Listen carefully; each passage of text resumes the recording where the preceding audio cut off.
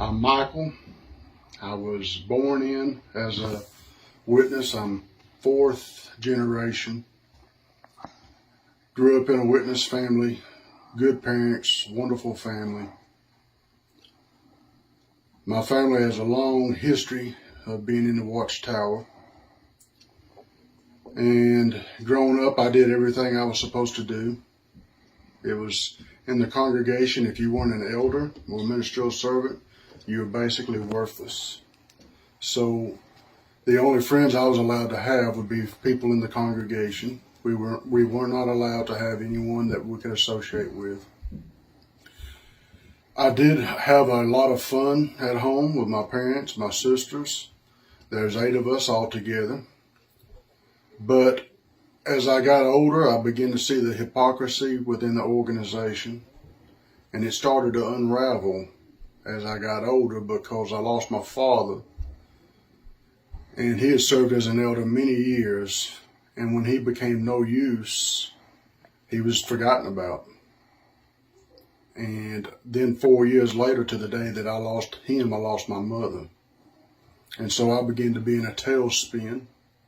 But I kept doing everything right. My wife and I, we raised our children, our 4 children, as witnesses.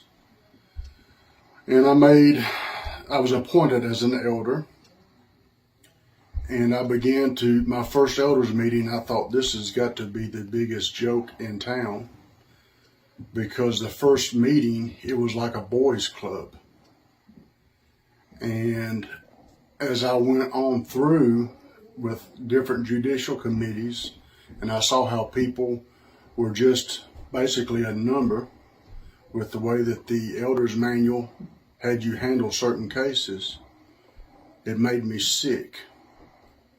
So I began to do a lot of research, and I began to find the doctrines. First of all, the overlapping generation, when that came out, all my life I had been told that as time, the end drew closer, that the number would dwindle and then the end would come. And when that overlapping generation that David Splain tried to explain, it was a joke. And I think to myself, what individual with the mentality would believe this? And through my research, I came upon the Australian Royal Commission, and I was appalled by what I had heard come from Jeffrey Jackson's mouth about the mouthpiece, them being the only ones that were the mouthpiece of God.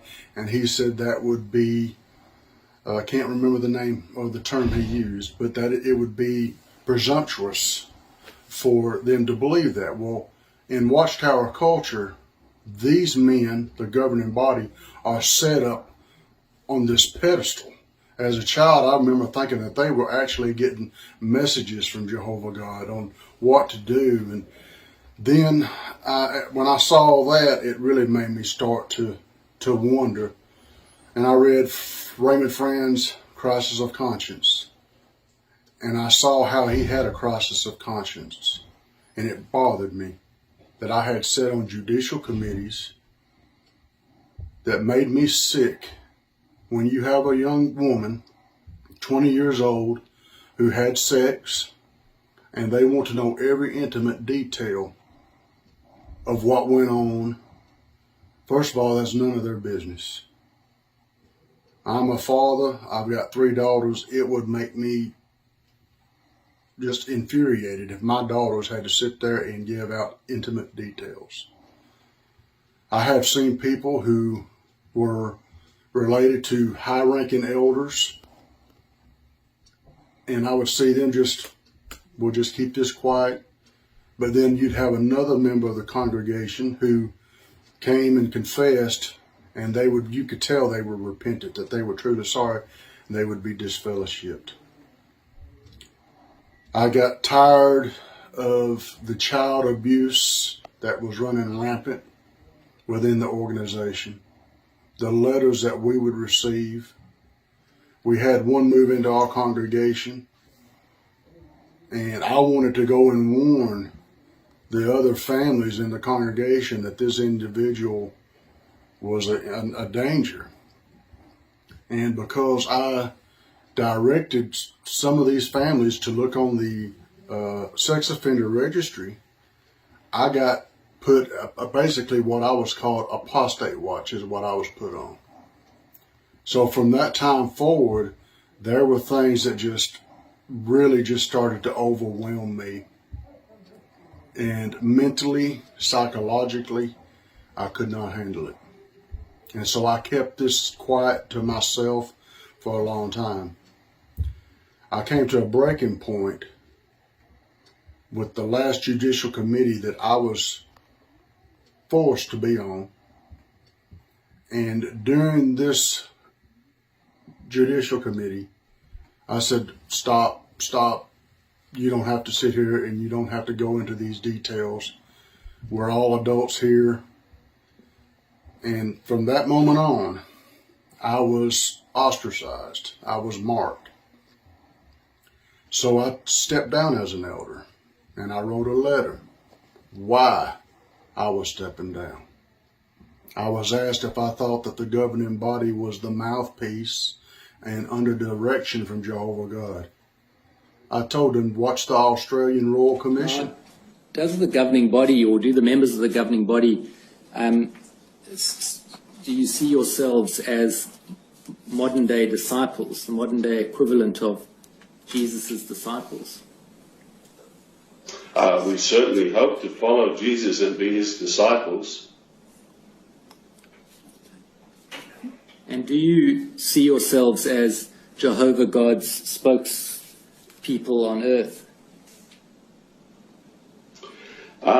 That, I think, would seem to be quite presumptuous to say that we are the only spokesperson that God is using.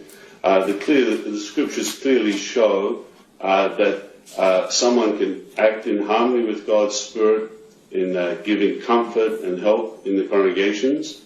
But if I could just clarify a little, going back to Matthew 24, clearly Jesus said that in the last days, and Jehovah's Witnesses believe these are the last days, there would be a slave, a group of persons who would have responsibility to care for the spiritual food.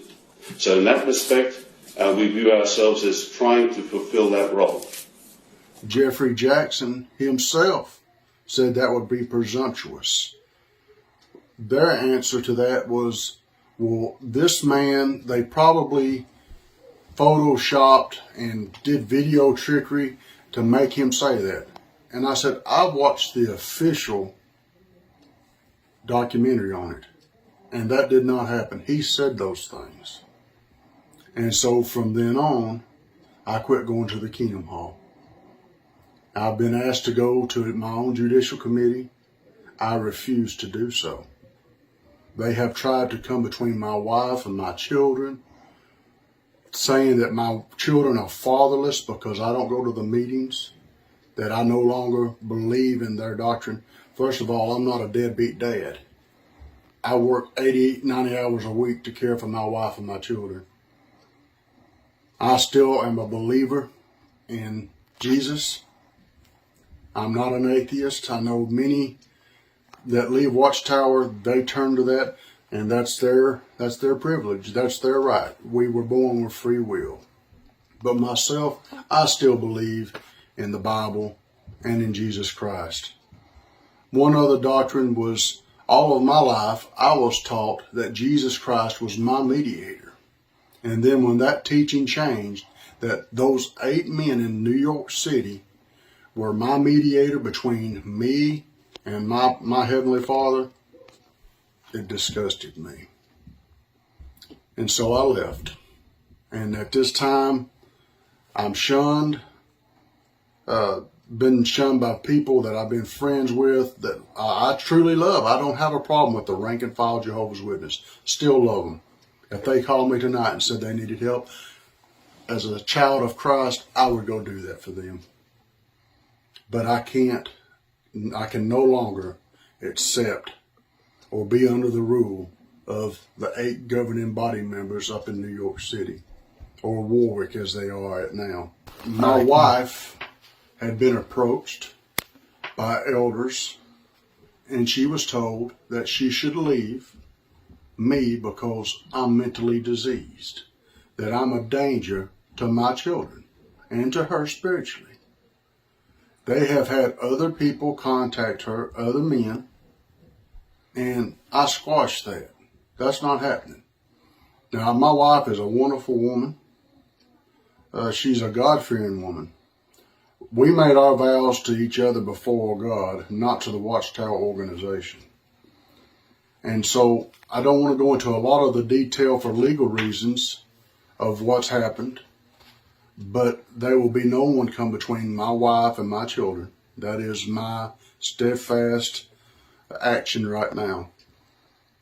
But one thing that I want to share is I have a good friend, my best friend, and I won't name his name right now because he's in a mental health facility. To give you a short story, he and his wife were expecting a baby.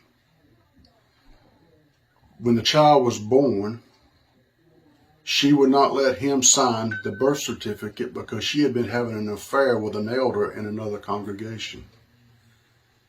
She was not disciplined. This elder was not disciplined, but because my friend was vividly upset, as you can imagine, went and he would go to other elders. He would call the branch. He was disfellowshipped. As a result, he became suicidal, and he did try to take his own life. Now, at this time, I do not know where he's at. He's in protection from himself in a medical facility. But that's just some of the harm that the Watchtower Society has done to people. My whole life has been turned upside down because I questioned the doctrine and the procedures of the Watchtower Bible Tract Society. All of my friends that I've ever had, I live in a small town, and I'll walk up to someone and say, "Hey, how are you doing?" And they turn around and look at you and say they can't talk to me, or they'll ignore me. That's not Christian. Jesus taught us to do unto others as we would have men do unto us. And I try my best to follow the golden rule. But that's just a snippet of my story.